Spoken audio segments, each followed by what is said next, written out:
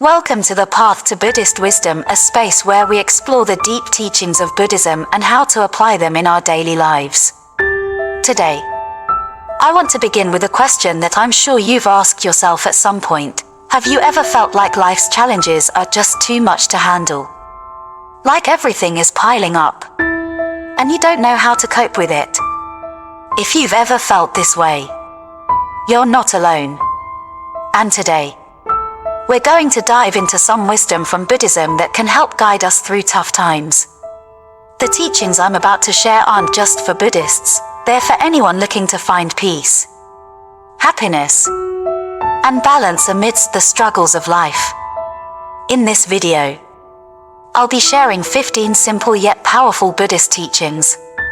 These aren't complex theories or difficult practices, but practical tools that we can use to make life a little better, to find more peace, and to experience joy in every moment.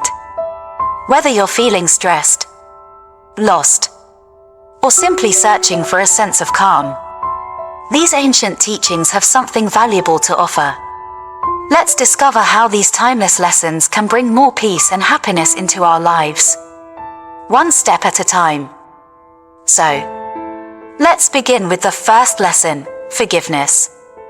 Part 1. Practice forgiveness. One of the most profound teachings in Buddhism is the practice of forgiveness. But what does it really mean to forgive in a Buddhist sense? Is it simply about letting go of anger or resentment? Or is there something deeper? Forgiveness, in Buddhism, is not just an act of releasing past grievances. It is a transformative practice that leads to inner freedom and liberation from the cycle of suffering. Understanding forgiveness in Buddhism. The Buddha taught that holding on to anger or resentment is like grasping a hot coal with the intention of throwing it at someone else. You are the one who gets burned. This powerful metaphor illustrates the essence of forgiveness in Buddhism. Holding on to negative emotions only harms the person who clings to them. Forgiveness is not about condoning harmful actions or forgetting the hurt. It's about releasing yourself from the emotional burden of anger, resentment, or bitterness. When we forgive, we free ourselves from the grip of those emotions, allowing ourselves to heal and move forward. But why is this so important in Buddhist philosophy? At the heart of Buddhism lies the understanding of impermanence, the idea that everything, including our thoughts and emotions, is constantly changing. The Buddha taught that attachment, whether to people, possessions, or even our own pain, creates suffering. When we hold on to past hurts, we create unnecessary suffering that holds us back from experiencing peace and joy in the present moment. Forgiveness meditation, metta or loving-kindness meditation. One of the most powerful tools for cultivating forgiveness in Buddhism is forgiveness meditation, also known as metta or loving-kindness meditation. This practice involves cultivating feelings of compassion, kindness, and forgiveness towards ourselves and others. Let me give you a personal example of how this meditation can be transformative. Imagine you've been hurt by someone, perhaps a friend or family member has wronged you, or you've experienced betrayal. Instead of clinging to the anger or resentment, take a moment to sit quietly, breathe deeply, and picture the person who has hurt you. Now, instead of focusing on the hurt they caused, focus on sending them compassion and understanding. You might say something like, "May you be happy. May you be peaceful. May you be free from suffering." At first, this may feel difficult, even unnatural. But with practice, this meditation softens your heart, helping you to let go of the emotional attachment to the hurt. It's important to note that forgiveness in Buddhism does not mean you have to forget what happened or condone harmful behavior. It simply means you are choosing to release the grip of those negative emotions for your own peace of mind. The connection between forgiveness and karma. Forgiveness in Buddhism is also deeply connected to the concept of karma, the law of cause and effect. When we hold on to resentment and anger, we perpetuate negative karma. Our emotions and actions have consequences. And by harboring negative feelings, we only invite more suffering into our lives. By forgiving others, we break the cycle of negative karma and create the space for peace and happiness to enter our lives. In this sense, forgiveness becomes a powerful tool for healing, not just for the person who has wronged us, but for ourselves as well. A story of forgiveness, a personal example. Let me share a story that perfectly illustrates this point. There was a monk who lived in a remote monastery. One day, a person from a nearby village came to visit the monk and began insulting him harshly. The monk, instead of reacting with anger or defensiveness, simply smiled and said, "I am sorry that you feel this way." The person, surprised by the monk's calm response, became even more frustrated and left angrily. The next day, the person returned, still upset and eager to continue the confrontation. But again, the monk responded the same way, "I am sorry that you feel this way." After several visits, the person eventually broke down in tears and admitted that he had been carrying a lot of unresolved pain and frustration in his life. His anger towards the monk was simply a projection of his inner turmoil. The monk, with his deep practice of forgiveness and compassion, had created a space for healing by refusing to react with anger and instead extending understanding. The liberation of forgiveness. This story reminds us that forgiveness is not just for the other person. It's for ourselves. When we forgive, we let go of the chains that bind us to our past, to our anger, and to our suffering. Forgiveness is a way of setting ourselves free from the emotional weight we carry. As the Buddha once said, "Hatred does not cease by hatred, but only by love." This is the eternal truth of forgiveness. When we practice forgiveness, we are not only freeing others, we are freeing ourselves from the cycle of suffering, creating the space for peace, joy, and love to enter our hearts. Conclusion of Part 1. In conclusion, forgiveness in Buddhism is a profound practice that leads to inner freedom and peace. It's a process of letting go of past hurts, understanding the impermanent nature of our emotions, and choosing to release resentment for the sake of our own well-being. Through practices like loving-kindness meditation, we can soften our hearts, heal from past wounds, and create a life filled with compassion and joy. So, the next time you find yourself holding on to anger or resentment, remember, forgiveness is not about excusing others, it's about freeing yourself. By letting go of negative emotions, you create space for love, compassion, and peace to flourish in your life. Part 2. Live with intention. The second lesson in Buddhism that can help us navigate life's challenges is living with intention. In our fast-paced world, it's easy to feel like we're just going through the motions, reacting to circumstances without any real purpose or direction. But Buddhism teaches us that life is precious, and we should live each moment with purpose and mindfulness. What does it mean to live with intention? In Buddhism, living with intention means consciously directing our thoughts, words, and actions towards what truly matters to us. It's about aligning our daily choices with our deeper purpose and values. Living with intention doesn't mean following a rigid plan or avoiding spontaneity, but rather being mindful of what we do and why we do it. Buddhism encourages us to reflect on the impermanence of life, how everything is temporary and uncertain. When we recognize this, we realize that every moment counts. Living with intention is about making the most of every moment, rather than drifting aimlessly through life, reacting to circumstances as they come. Clarifying our values and priorities. The first step to living with intention is clarifying your values and priorities. In Buddhism, this means reflecting on what truly matters to you, what brings you fulfillment, meaning, and joy. For instance, ask yourself, what is most important in my life? Is it family, health, personal growth? Or maybe it's finding inner peace. Once you've identified your core values, you can begin to make decisions that align with those values. This makes life more purposeful because you're no longer just reacting to external situations. Instead, you're making choices that support your deeper aspirations. Setting goals in alignment with your values. Living with intention also involves setting meaningful goals. These goals should be in harmony with your values, not just influenced by societal expectations or external pressures. For example, if family is a top priority for you, you might set a goal to spend more quality time with loved ones.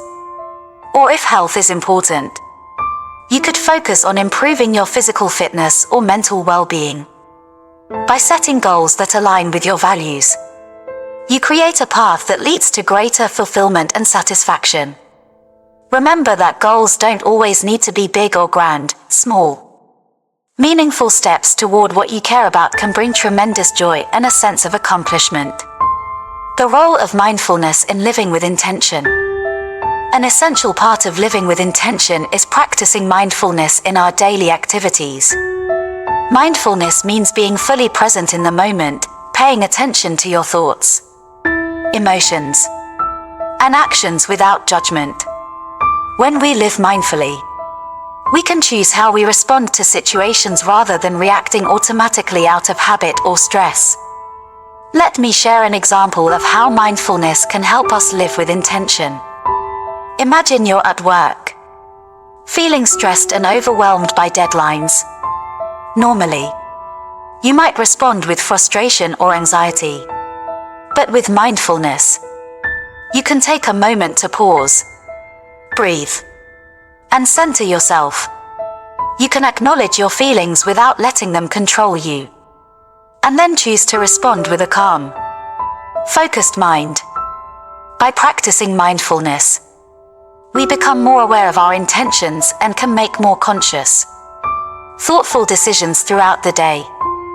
Taking responsibility for your choices. Living with intention also means taking responsibility for our choices. In Buddhism, this is known as personal accountability. Instead of blaming others or external circumstances for our problems, we recognize that we have the power to shape our lives. This mindset of self-responsibility empowers us to take positive action toward the life we want to create.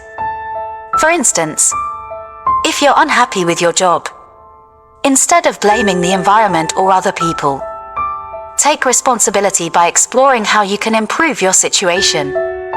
This might involve seeking new opportunities, learning new skills, or finding a different approach to your current challenges. When we take responsibility for our choices, we stop being passive observers in our own lives.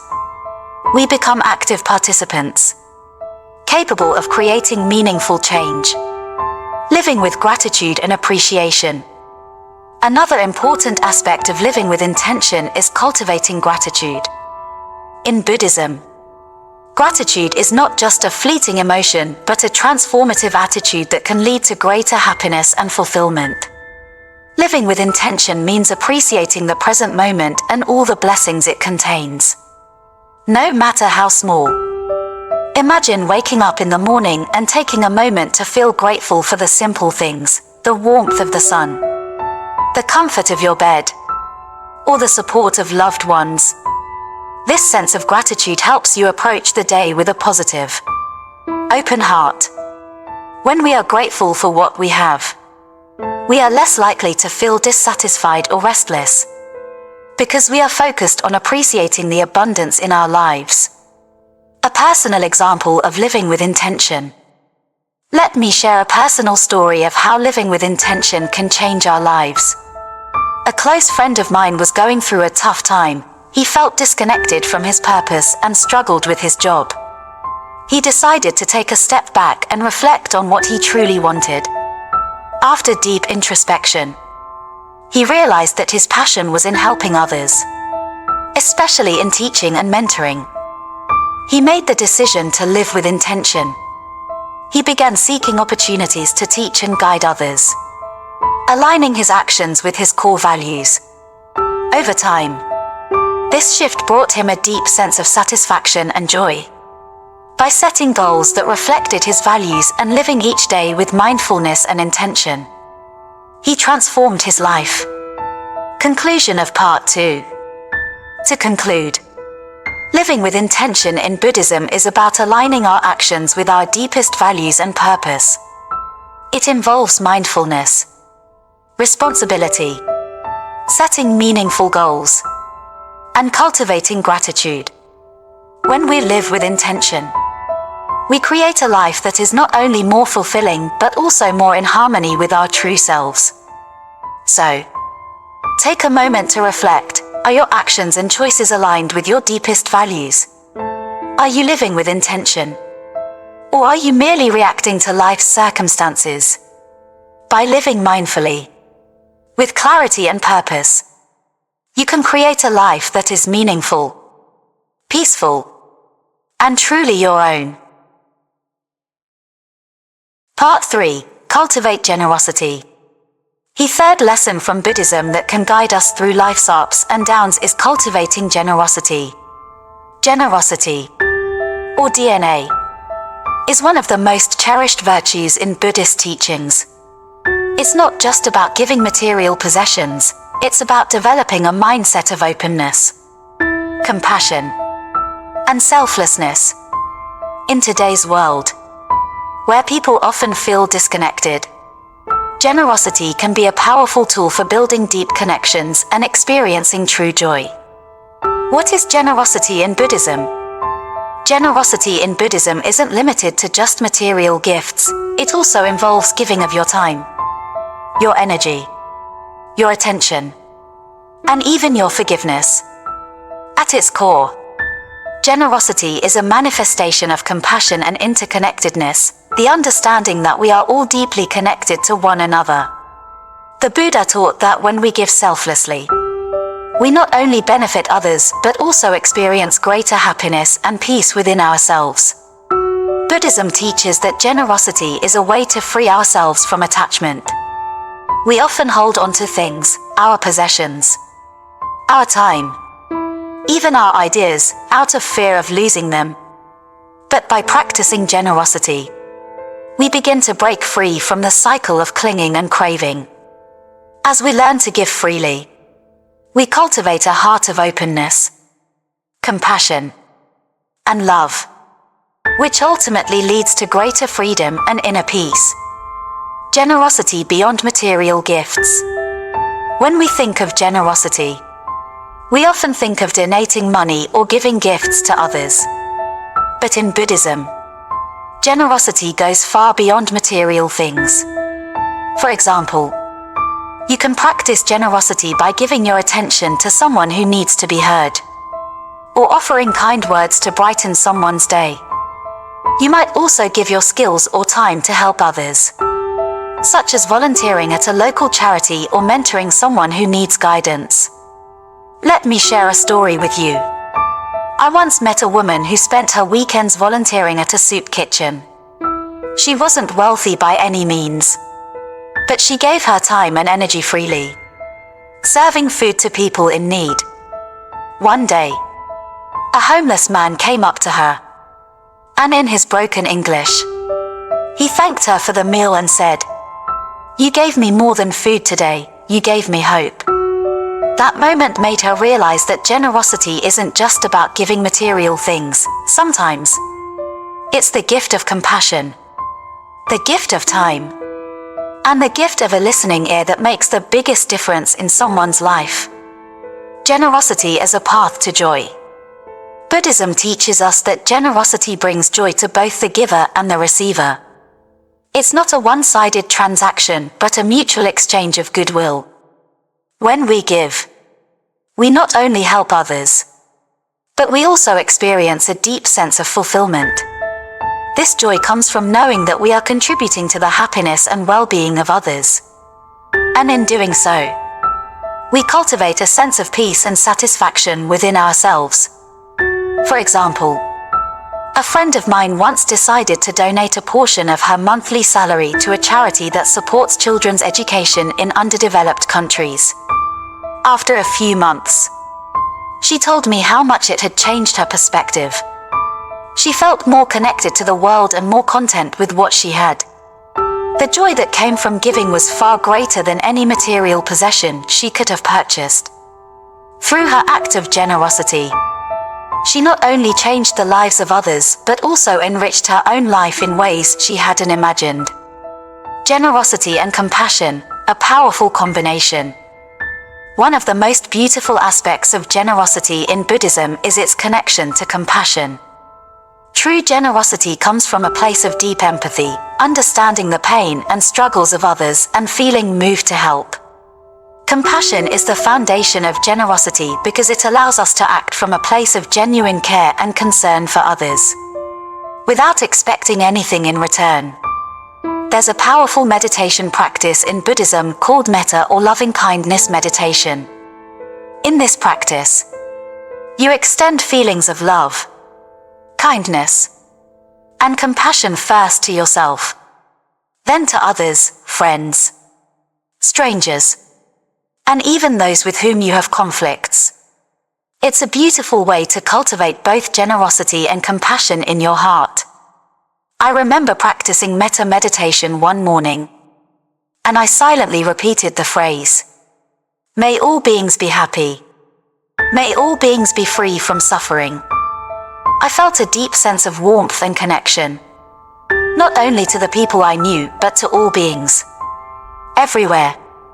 The practice of loving kindness helped me realize that generosity is not just an action, it's a state of mind. It's a way of living that is grounded in compassion and love for others. The joy of giving freely. In Buddhism, we are encouraged to give without expecting anything in return. This is known as giving without attachment. When we give with the expectation of receiving something in return, we are still clinging to the idea of self, we are giving to satisfy our own ego. But when we give selflessly, without attachment or expectation, we break free from the cycle of craving and desire, and we experience true joy. Take the example of a monk who lives in a monastery. The monk does not give because he expects praise or material gain. Instead, he practices generosity because it is part of his spiritual path, a way to cultivate inner peace and contribute to the welfare of others. Over time, the monk finds that the more he gives, the more he experiences a deep, unshakable happiness that comes from the freedom of selflessness. Generosity is also an antidote to greed, one of the root causes of suffering in Buddhism. Greed is the desire to possess more, to cling to things, to always want more. Generosity helps us let go of greed by encouraging us to share what we have, whether it's our wealth, time, or talents. As we let go of attachment, we discover that true happiness does not come from accumulating things, but from sharing with others and contributing to the greater good. A powerful practice for cultivating generosity. One powerful practice in Buddhism that helps cultivate generosity is the act of offering dana, which means offering whatever we have, whether it's food, shelter, or even our time and energy. In Buddhist monasteries, it is common for monks to receive dana from lay people, who offer food and other necessities as an act of merit. However, dana is not limited to material offerings. You can practice generosity in your daily life by being more present with your loved ones, offering your attention and kindness. You can be generous with your compliments, your support, and your encouragement. Generosity isn't just about giving physical things, it's about giving your heart to others. Conclusion of Part 3. To conclude, cultivating generosity in Buddhism is about giving without attachment, recognizing the interconnectedness of all beings, and acting from a place of compassion. It's not just about material gifts, it's about sharing your time, attention, and love with others. Generosity brings joy to both the giver and the receiver, and it's a powerful tool for creating a more harmonious, peaceful world. So, reflect on your life. Are there opportunities for you to practice generosity? Can you give more freely of your time, your energy, or your kindness? By cultivating generosity in all areas of your life, you'll not only bring happiness to others, but also create a deeper sense of peace and fulfillment for yourself. Part 4. Practice self-reflection. The fourth lesson that we can draw from Buddhist teachings is the practice of self-reflection. In today's fast-paced world, it's easy to get caught up in the chaos and noise of life. We are often rushing from one task to the next, caught in our own thoughts, and reacting to the world around us. But Buddhism teaches us the importance of pausing, reflecting, and gaining clarity about our thoughts, emotions, and actions. What is self-reflection in Buddhism? In Buddhism, self-reflection is the process of looking inward to understand the nature of our mind and the root causes of our actions. Through self-reflection, we become more aware of our thoughts, emotions, and behaviors, allowing us to recognize patterns that may be causing suffering or hindering our spiritual growth. Buddhist philosophy teaches that our actions are shaped by our intentions and beliefs. When we reflect on our actions, we can trace them back to the deeper motivations behind them. By understanding these motivations, we can make more conscious choices and align our actions with our deeper values and goals. Why is self-reflection important? Self-reflection allows us to break free from habitual patterns that lead to suffering. We all have ingrained habits, whether they are negative thought patterns, automatic emotional responses, or actions that no longer serve us. Through self-reflection, we can observe these patterns without judgment and choose to change them. For example, many people struggle with feelings of anger or resentment. Perhaps someone in our life has hurt us, and we hold on to that hurt, replaying the situation over and over in our minds. Through the practice of self-reflection, we can recognize that this anger is a result of our own attachment to the past. And by letting go of this attachment, we free ourselves from the cycle of suffering. Self-reflection and mindfulness meditation. One of the most powerful tools for self-reflection in Buddhism is mindfulness meditation. Mindfulness meditation involves paying attention to the present moment with full awareness, without judgment. It is the practice of observing our thoughts, emotions, and bodily sensations as they arise, without getting caught up in them or reacting to them. Through mindfulness meditation, we can observe our thoughts as they come and go, rather than identifying with them. For instance, if you experience feelings of anger, instead of letting the anger control you, you simply notice it. I am feeling angry right now. This creates a space between the emotion and your reaction, allowing you to choose how to respond. I remember a time when I was feeling particularly stressed at work. I had so many tasks on my plate, and I could feel the frustration building up inside me. Instead of reacting impulsively, I decided to take a few minutes for mindfulness meditation. I closed my eyes, took a few deep breaths, and simply observed the sensations in my body, the tightness in my chest, the racing thoughts in my mind. By simply acknowledging the stress without judgment, I found that the intensity of the emotion diminished, and I was able to approach my work with more calm and focus.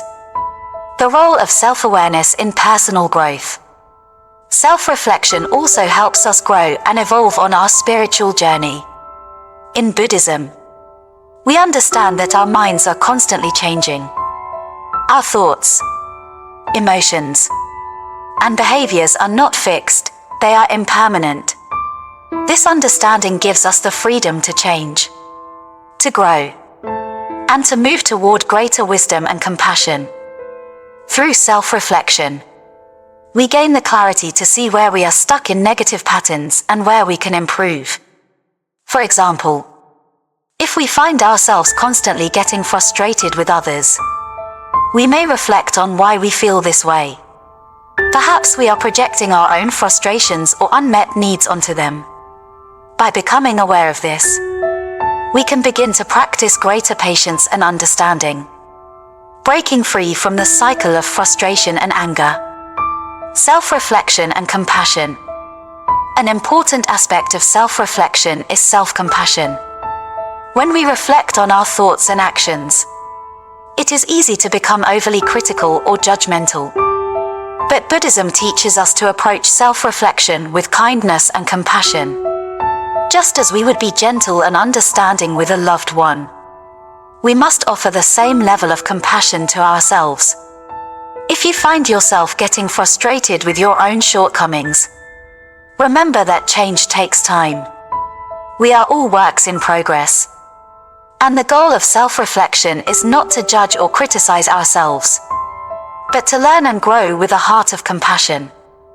There's a story in the Buddhist teachings about a monk who, after years of practice, was still struggling with certain emotions. He went to his teacher and expressed his frustration, saying, "I have been practicing for so long, but I still get angry. I still feel jealous. What am I doing wrong?" The teacher responded gently, "You are not failing. The goal is not to eliminate these emotions entirely, but to notice them, understand them, and respond with wisdom and compassion. When you do this, you are practicing right mindfulness, the power of self-reflection in overcoming suffering. Through consistent self-reflection, we can begin to break the cycle of suffering in our lives. Suffering in Buddhism is often caused by ignorance of the nature of our mind, the impermanent nature of life, and the interconnectedness of all beings. By reflecting on our thoughts and actions, we begin to dissolve this ignorance and awaken to the truth of our experience. One of the central tenets of Buddhist practice is to cultivate wisdom. And wisdom comes from seeing things clearly. Through self-reflection, we develop the wisdom to understand the causes of our suffering and to make choices that lead us toward peace, joy, and liberation. For example, if we often feel overwhelmed by life's demands, self-reflection can help us identify the root cause of that stress. Perhaps it's because we are taking on too much responsibility, or perhaps we are neglecting self-care. Once we identify the cause, we can make changes that align with our values and needs, leading to greater balance and inner peace.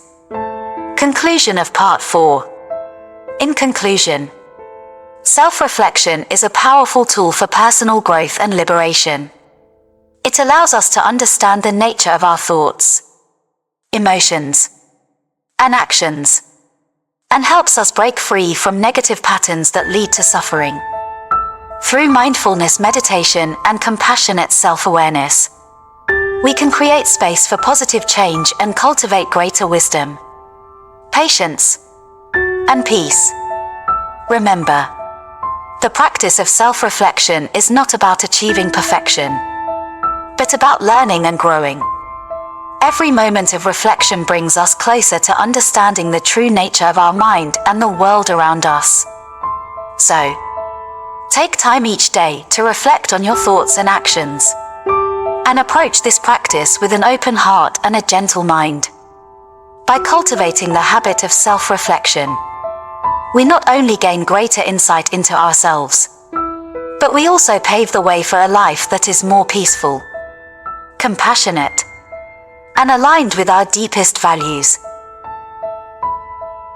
Part 5. Practice equanimity. The next Buddhist teaching that can help us navigate life's ups and downs is the practice of equanimity.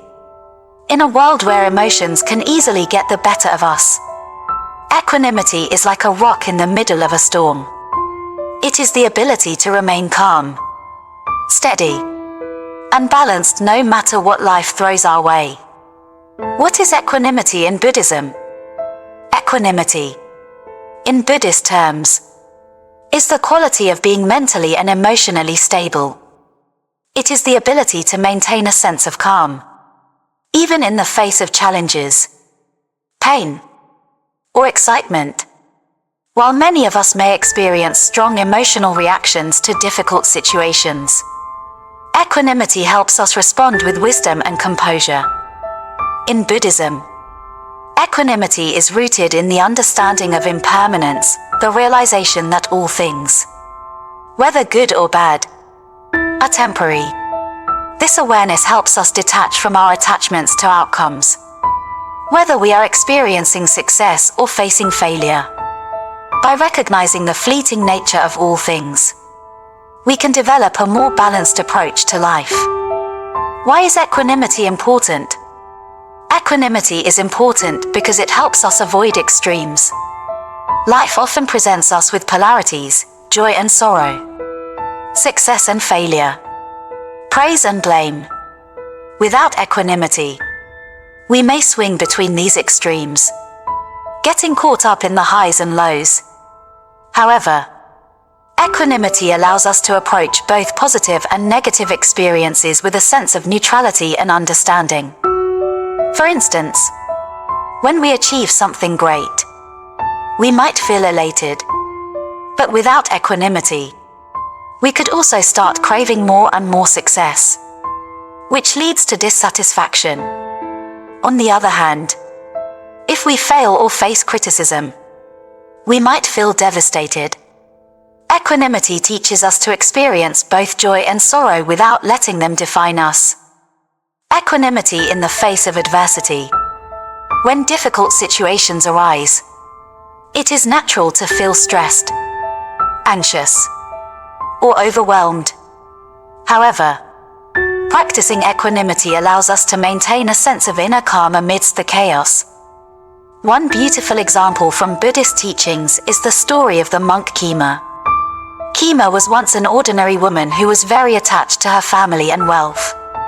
However, after a deep spiritual experience, she decided to dedicate her life to Buddhism. In one instance, she was falsely accused of a crime and was humiliated in front of her community.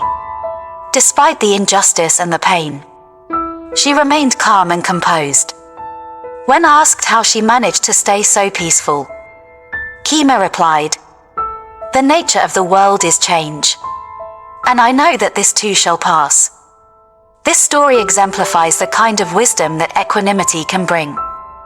When we remember that everything is impermanent, we realize that both positive and negative experiences are temporary. This understanding allows us to approach challenges with a sense of detachment, not in the sense of indifference, but with a clear, calm mind. Meditation and equanimity. One of the best ways to cultivate equanimity is through meditation. In fact, many Buddhist meditation practices are specifically designed to help us cultivate a balanced and stable mind. Vipassana meditation, for example, teaches us to observe our thoughts and feelings without attachment or aversion. The goal is not to control our emotions, but to observe them with a sense of non-reactivity. Through this practice, we learn that our emotions, whether positive or negative, do not need to dominate our lives. Instead of becoming attached to happiness or resisting discomfort, we can simply observe these emotions and let them pass. In my own practice, I've found that when I sit in meditation, I often experience a flood of thoughts, concerns about my work, my relationships, and my future. Initially, these thoughts would take me on an emotional roller coaster. But with the practice of equanimity, I've learned to simply acknowledge these thoughts and let them go without getting lost in them. It's like watching clouds float by in the sky. You notice them, but you don't try to catch them. The relationship between equanimity and detachment. Equanimity is closely linked to the Buddhist practice of detachment. Detachment does not mean we stop caring or become indifferent. Instead, it means we let go of the attachment to outcomes, to emotions, and to material possessions. This practice of detachment frees us from the emotional fluctuations caused by attachment. For example, when we are too attached to our success, we fear failure. When we are attached to our comfort, we fear discomfort. But by cultivating equanimity, we can engage fully with life without being overwhelmed by the results. The Buddha taught that attachment to the self is one of the root causes of suffering. Our clinging to the notion of a permanent, unchanging self leads us to seek constant validation, approval, and pleasure. Equanimity, however, helps us let go of this attachment, allowing us to experience life with a sense of freedom and peace. Equanimity in relationships. Equanimity also plays a significant role in our relationships with others. When we experience conflict or misunderstanding, it's easy to react with frustration, anger, or even resentment. However, if we can practice equanimity, we approach these situations with a calm and clear mind. For example, when someone says something hurtful, instead of reacting immediately with anger, we can pause and reflect on why the comment triggered us. Perhaps it's not about what was said, but our attachment to being right or our fear of rejection. By practicing equanimity, we can respond with wisdom and compassion, avoiding unnecessary conflict. There's a famous Buddhist teaching where the Buddha says, "If you are angry, it's like holding a hot coal with the intention of throwing it at someone else, but you are the one who gets burned." This perfectly encapsulates the importance of equanimity. Holding on to anger only hurts ourselves, not the person we are angry with. Practical steps to cultivate equanimity. Mindful awareness. Begin by observing your emotions as they arise without judgment. Notice when you are feeling happy, sad, angry, or anxious. By simply acknowledging these feelings, you can create space to choose how to respond. Cultivate gratitude. One way to practice equanimity is to focus on the present moment and express gratitude. Gratitude brings us back to a place of balance and helps us let go of the attachment to what we don't have. Practice loving-kindness meditation. This practice involves sending out feelings of goodwill, love, and compassion to yourself and others. It helps you maintain a compassionate and balanced attitude, even in difficult situations. Let go of attachment to results, whether it's success, failure, praise, or blame. Try to cultivate a sense of detachment from outcomes. Understand that they are not permanent and that peace comes from embracing the present moment, not the future or the past. Conclusion of Part 5. In conclusion, equanimity is an invaluable practice for navigating life's challenges with grace and wisdom. It allows us to remain centered, no matter what external circumstances we face. By cultivating equanimity, we can break free from the cycle of emotional ups and downs and experience a deeper sense of peace and freedom. As we reflect on equanimity, let's remember the Buddha's teaching, may we all be free from attachment, and may we all experience true peace.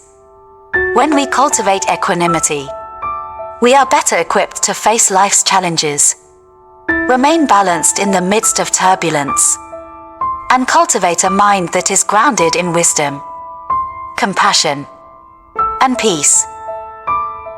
Part 6. Embrace impermanence. One of the core teachings in Buddhism is the concept of impermanence, or anicca in Pali. This fundamental teaching is all about accepting the ever-changing nature of life. Impermanence means that everything, from our emotions to our relationships, to our very existence, is in a constant state of change. In a world that often seeks stability and permanence, embracing impermanence may seem challenging. Yet, in Buddhism, accepting the transient nature of all things is seen as a powerful way to cultivate wisdom, peace, and inner freedom. What is impermanence? Impermanence refers to the fact that all phenomena, whether physical or mental, are subject to change. This includes everything: our thoughts, our feelings, our bodies, the seasons, and even our experiences. Nothing in this world is permanent, and everything arises, stays for a while, and eventually fades away. The Buddha taught that by recognizing impermanence, we can develop a profound sense of detachment and freedom. Our attachments to things that are temporary often lead to suffering because we try to hold on to them, even though they are bound to change. Understanding that nothing lasts forever helps us let go of the desire to control or cling to things. And instead, we learn to embrace life as it unfolds. Why is embracing impermanence important? Embracing impermanence is crucial because it helps us break free from the cycle of craving and aversion. When we cling to things, hoping they will last forever, we set ourselves up for disappointment. Whether it's the attachment to material possessions, relationships, or even certain emotions, the fear of losing them can create anxiety and suffering. For example, we might cling to our youth, fearing the inevitable process of aging. We might hold on tightly to a relationship, afraid of losing the connection. Or we might resist negative emotions, wishing for them to disappear. But as the Buddha taught, attachment to what is temporary only leads to suffering, because everything is always in flux. Impermanence and the nature of suffering. In Buddhism, one of the fundamental teachings is that suffering, or dukkha, arises from our attachment to things that are impermanent. The more we try to hold on to the fleeting, the more we struggle. This constant craving for things to stay the same, or the fear of change, creates tension in our minds and hearts. Take, for example, the case of Sakyamuni Buddha's early life. As a young prince, he had everything one could desire: wealth, power, and luxury. But one day, when he ventured outside the palace walls, he saw a sick person, an old person, and a dead person. These sights shattered his attachment to the idea of permanence and security.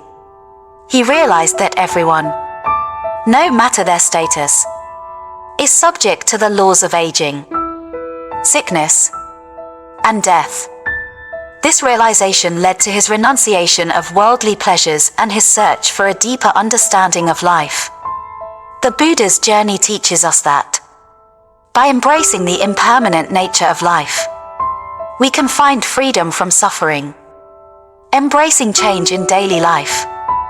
Learning to embrace impermanence doesn't mean we stop trying to improve or change our lives. Rather, it means we stop clinging to the outcomes, knowing that change is inevitable.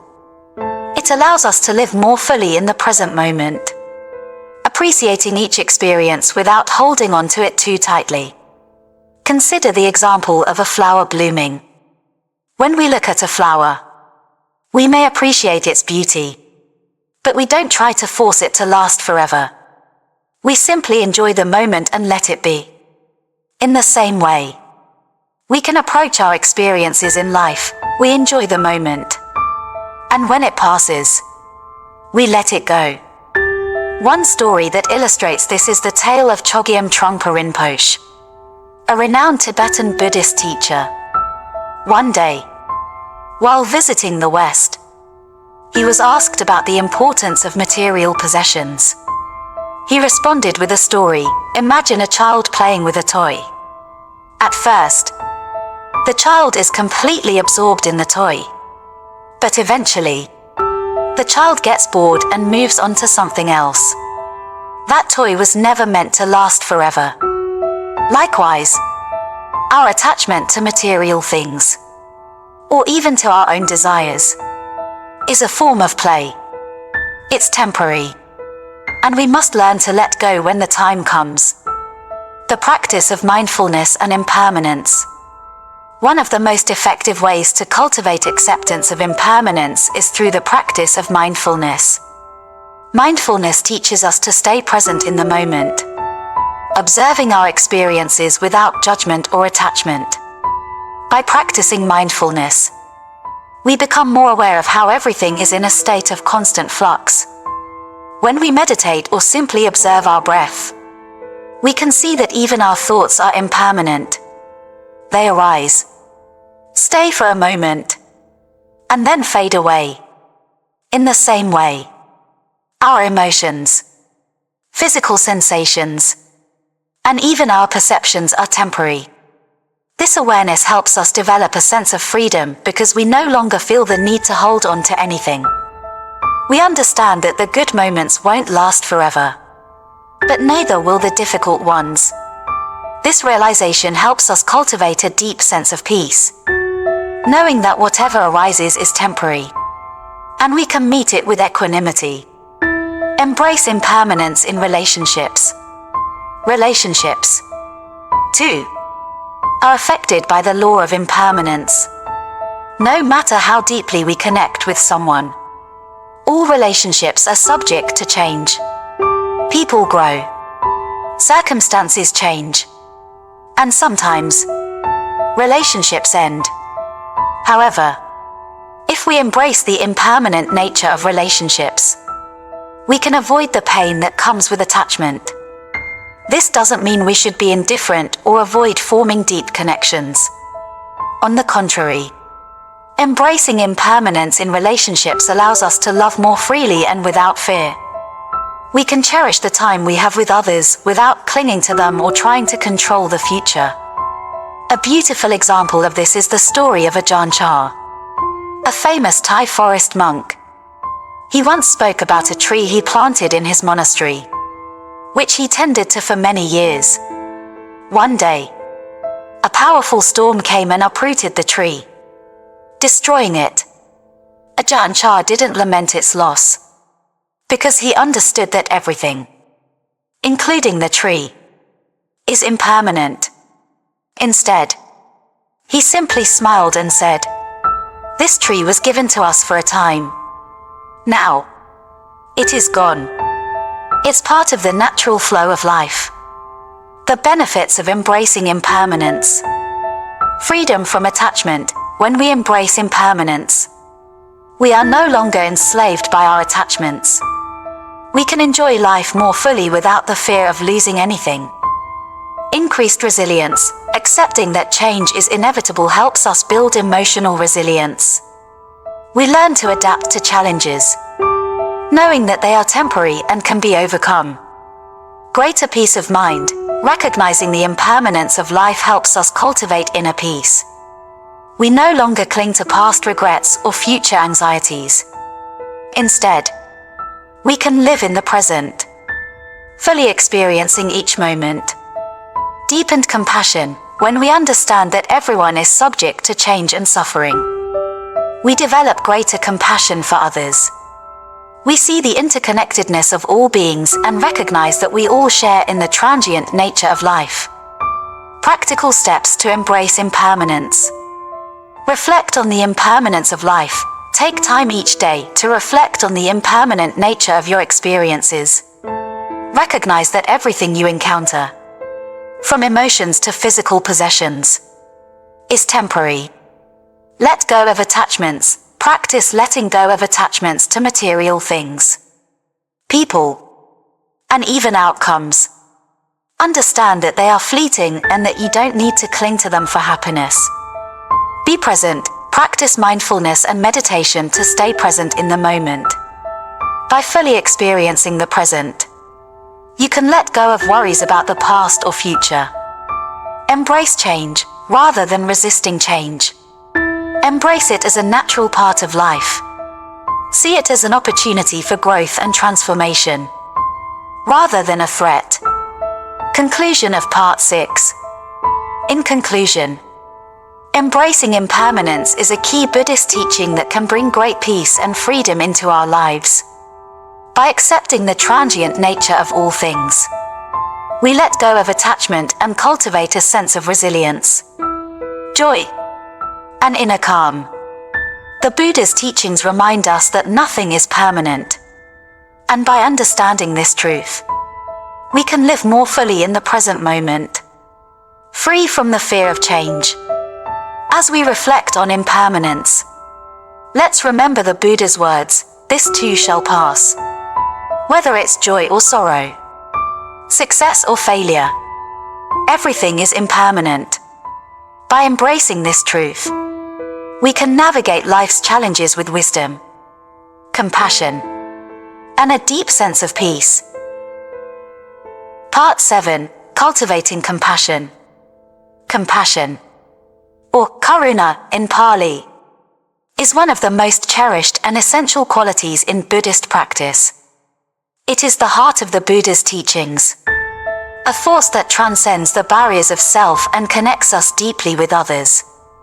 Compassion is more than just a feeling of pity or sympathy. It is a profound and active desire to alleviate the suffering of others, to help them find peace and happiness.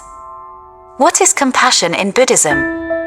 In Buddhism, compassion is the ability to deeply understand the suffering of others and to respond with a genuine wish for their well-being.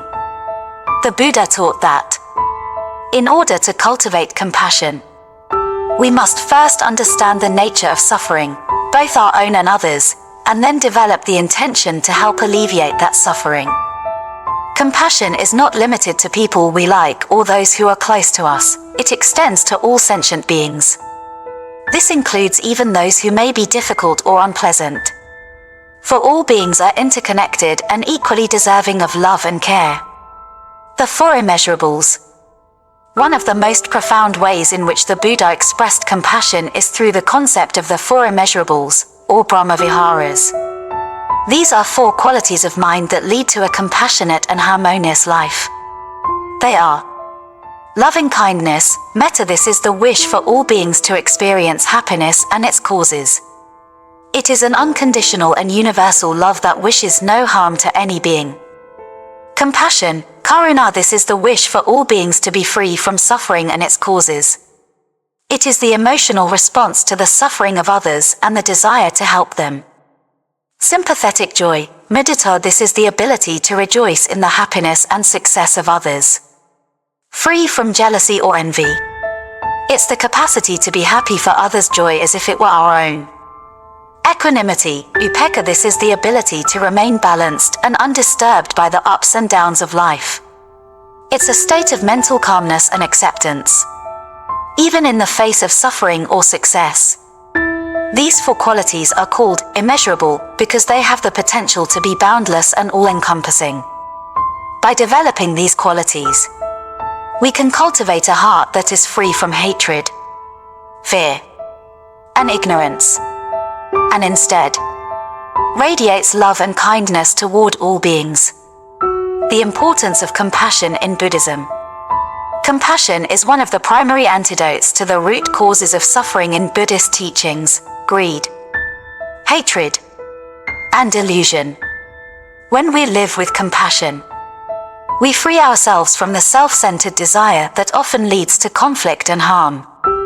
Instead of seeing others as separate from ourselves, we recognize that we share in the same human condition, and thus, we feel a deep sense of connection. Through compassion, we move beyond self-interest and develop a genuine care for the well-being of others. This leads not only to the happiness and relief of others, but also to our own inner peace and fulfillment. How to cultivate compassion. Cultivating compassion requires both awareness and action. It is not enough to simply feel compassion, we must actively work to alleviate suffering. Whether through kind words, actions, or the offering of our time and resources. Here are some steps to cultivate compassion in your life. Practice loving-kindness meditation. One powerful way to develop compassion is through loving-kindness meditation, or metta bhavana. This practice involves silently repeating phrases such as, "May all beings be happy. May all beings be free from suffering," while sending love and compassion to yourself, loved ones, neutral people, and even those you may have difficulty with. Listen with empathy. In order to truly understand the suffering of others, we need to listen deeply. Listening with empathy allows us to understand their pain. And when we understand suffering, we are naturally motivated to alleviate it. Act with kindness. Compassion is not just a passive feeling, but an active force. You can express compassion through small acts of kindness, helping someone in need, offering a comforting word, volunteering your time, or simply being present for someone who is struggling. Reflect on the suffering of others. Contemplate the suffering of all sentient beings. Whether it's the pain of the homeless, the emotional turmoil of those close to you, or the universal suffering of beings in other parts of the world. Reflecting on this suffering can open your heart and awaken a desire to help. Forgive and let go. Compassion also involves forgiving those who have hurt us. Holding on to grudges and resentments only causes more suffering for ourselves. Letting go of anger and practicing forgiveness creates space for compassion to flow freely. Practice self-compassion. Compassion is not just for others, we must also be kind to ourselves. When we suffer, we can be our own source of support and care. Practice self-compassion by being gentle with yourself, recognizing your own humanity, and offering yourself the same kindness you would offer a dear friend. Compassion in action. The Buddha's life. The Buddha's own life is a shining example of compassion in action. After attaining enlightenment, he didn't simply enjoy his newfound peace. Instead, he dedicated himself to teaching others, guiding them to freedom from suffering. His compassion extended to all beings, regardless of their social status, race, or background. One of the most beautiful expressions of the Buddha's compassion is seen in his interaction with Angulimala, a notorious bandit who had killed many people.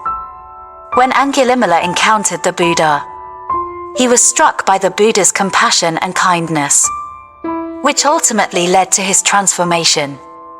The Buddha's willingness to see Angulimala not as a criminal, but as a suffering being in need of help, exemplifies true compassion. The benefits of compassion.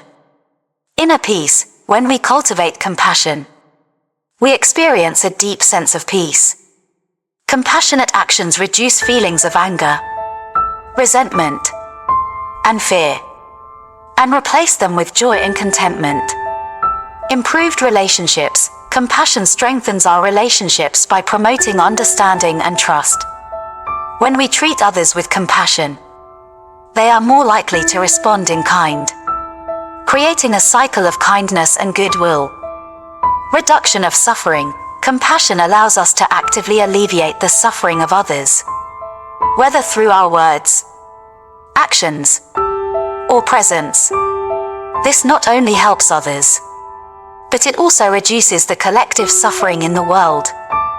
Increased happiness. Research has shown that compassionate people are generally happier. Acts of kindness trigger positive emotions, release stress, and improve overall well-being. Helping others creates a sense of fulfillment and joy. Cultivating compassion in daily life. Start small. Begin by offering compassion in small, everyday actions, whether it's giving a smile to someone on the street or listening patiently to a friend. These small actions create a ripple effect of kindness. Be present for others. Often, The greatest gift we can offer someone is our presence. Take time to listen and offer support to those in need, without judgment or expectation. Express gratitude. Cultivate a heart of gratitude for the blessings in your life. When we appreciate what we have, we naturally become more open to the suffering of others and more willing to share what we have. Conclusion of Part 7. In conclusion, compassion is a vital aspect of Buddhist practice that leads to a profound sense of connection, peace, and joy. By cultivating compassion toward ourselves, others, and the world, we free ourselves from self-centered thinking and open our hearts to the suffering of others. Through simple practices such as meditation, active kindness, and listening with empathy, we can begin to transform our hearts and minds, making compassion the foundation of our actions. The Buddha taught us that the heart of compassion is the heart of enlightenment. When we act with compassion, we bring ourselves closer to the wisdom and peace that lie at the core of Buddhist teachings. Part 8. The path to enlightenment through wisdom and compassion. As we journey through life, it becomes evident that the path to true peace and happiness is not found in material possessions or fleeting pleasures. Instead, it is discovered through a deep understanding of the nature of existence and the cultivation of wisdom and compassion. These two qualities, wisdom, *prajna, and *compassion, karuna, are the TW. The interconnection of wisdom and compassion. Wisdom, in the Buddhist context, is not merely intellectual knowledge, but a profound insight into the nature of reality. It is the understanding that all things are impermanent, that suffering is an inherent part of existence, and that there is no permanent self. With this wisdom, we can transcend the delusions that bind us to the cycle of suffering, known as samsara. However, wisdom alone is not enough. Without compassion, wisdom can become cold and detached. Compassion is the force that connects us to others, motivating us to act with kindness and to alleviate suffering wherever we encounter it. Wisdom without compassion can lead to arrogance or indifference, while compassion without wisdom can result in misguided actions that do not lead to true liberation. Thus, the path to enlightenment is a harmonious balance of these two qualities.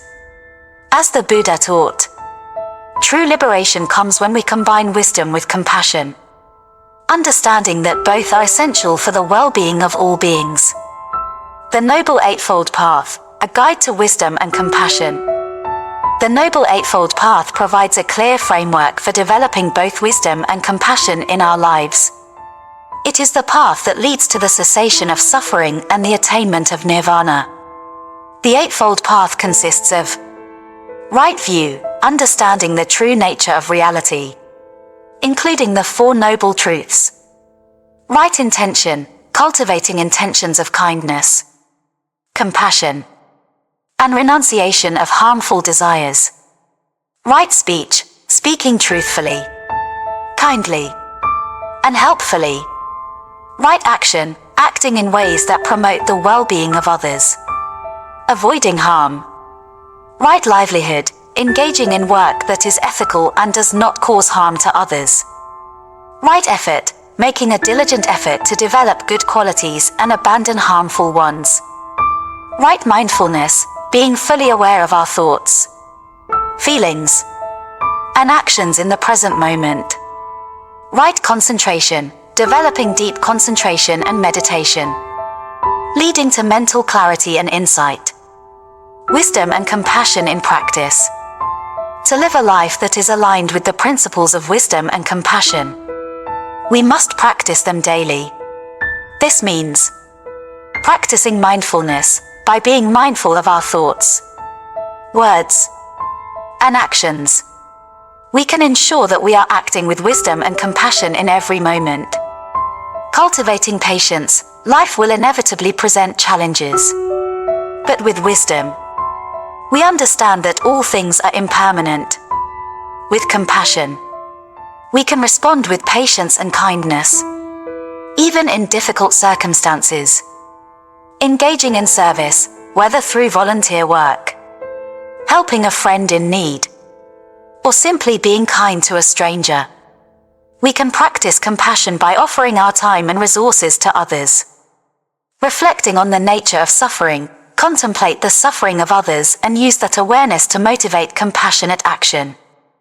By reflecting on the shared human experience, we strengthen our resolve to reduce suffering in the world. Conclusion of Part 8. As we conclude this teaching, it's important to remember that the path to enlightenment is a gradual one. It requires consistent practice, patience, and a deep commitment to cultivating both wisdom and compassion in every aspect of our lives. Through mindfulness, loving kindness, and insight, we can transform our hearts and minds, and by doing so, contribute to the well-being of all beings. The Buddha's teachings show us that enlightenment is not a distant, unattainable goal, but a process that begins right here, right now. Every moment offers an opportunity to practice wisdom and compassion.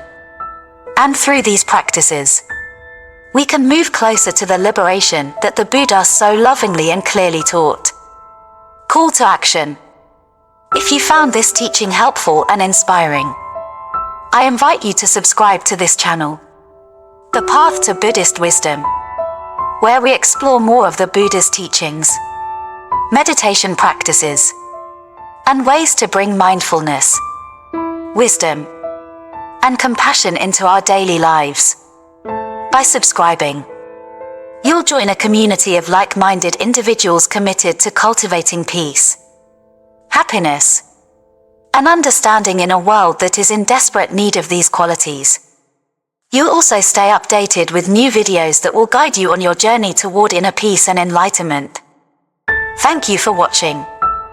May your path be filled with wisdom, compassion, and boundless peace. Subscribe now, and let's walk this path together.